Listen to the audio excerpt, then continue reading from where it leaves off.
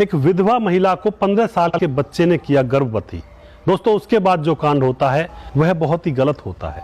इस घटना की पूरी सच्चाई जानने के लिए आप हमारे वीडियो को अंत तक जरूर देखिएगा। दोस्तों यह घटना है झारखंड के एक इलाके की। झारखंड के एक इलाके में सीमा नाम की एक औरत रहा करती थी जिसकी उम्र थी 29 साल। और दोस्तों 4 साल पहले उसकी शादी होती है और अब वह एक किराए के मकान में अपने पति के साथ आराम से रहा करती है। उसका पति ड्यूटी करने के लिए जाया करता है, कमा कर लाता है, घर परिवार चलता है अच्छे से, कोई दिक्कत नहीं है। तभी दोस्तों 4 साल शादी के गुजर जाने के बाद उसका पति एक दिन बिजली के तारों का काम कर रहा था। पंखे का तार बिजली बोर्ड में लगा रहा था, बिजली के बोर्ड में, और उसका हाथ बिजली के तार से छू जाता है, उसको करंट लगता है और वह वहीं पर तड़प कर ऑन द स्पॉट मर जाता है। उसके बाद दोस्तों सीमा का रो रो कर बहुत बुरा हाल होता है। आस पड़ोस के लोग इकट्ठा होते हैं, उसके पति का अंतिम संस्कार कर देते हैं। अब दोस्तों जो सीमा होती है वह अपने किराए के मकान में वहीं पर रहा करती है। उसकी जो खाने पीने की ज़रूरत है, पैसे वैसे की ज़रूरत है, वो तो उसके मायके वाले पूरा कर देते हैं। और अब वह सीमा अपने उसी मकान में रहा करती है, क्योंकि पति नहीं रहा, सास ससुर उसके थे ही नहीं, वह उसी मकान में रहा करती है।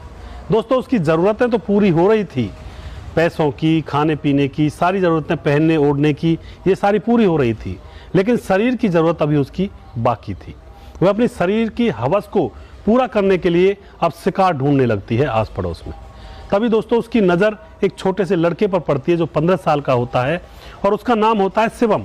वह शिवम को अपने पास बुलाती है और उससे बाजार से कुछ सामान वगैरह मंगा लेती है, ले भी आया करते हैं, आस पड़ोस का मामला होता है।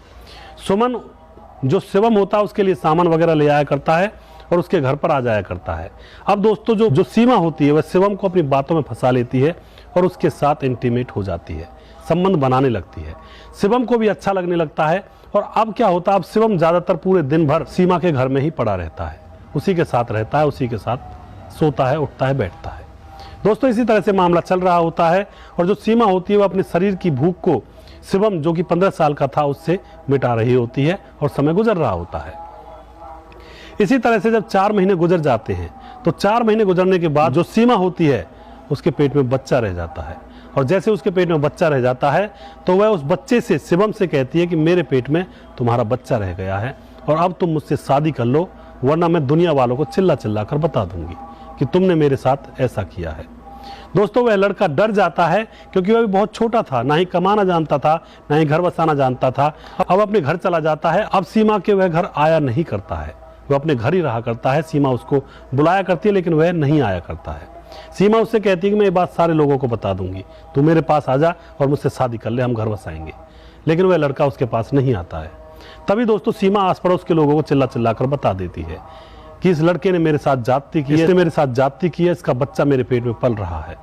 दोस्तों केस दर्ज करती है जो सीमा होती है, पुलिस थाने जाती है और अपना केस दर्ज कर देती है कि मेरे साथ नाइंसाफी हुई है।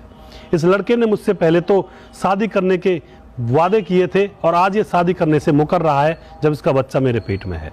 दोस्तों यह केस अदालत में जाता है, जज के सामने यह केस जाता है और जज के सामने दोनों को पेश होना पड़ता है, शिवम को भी और सीमा को भी।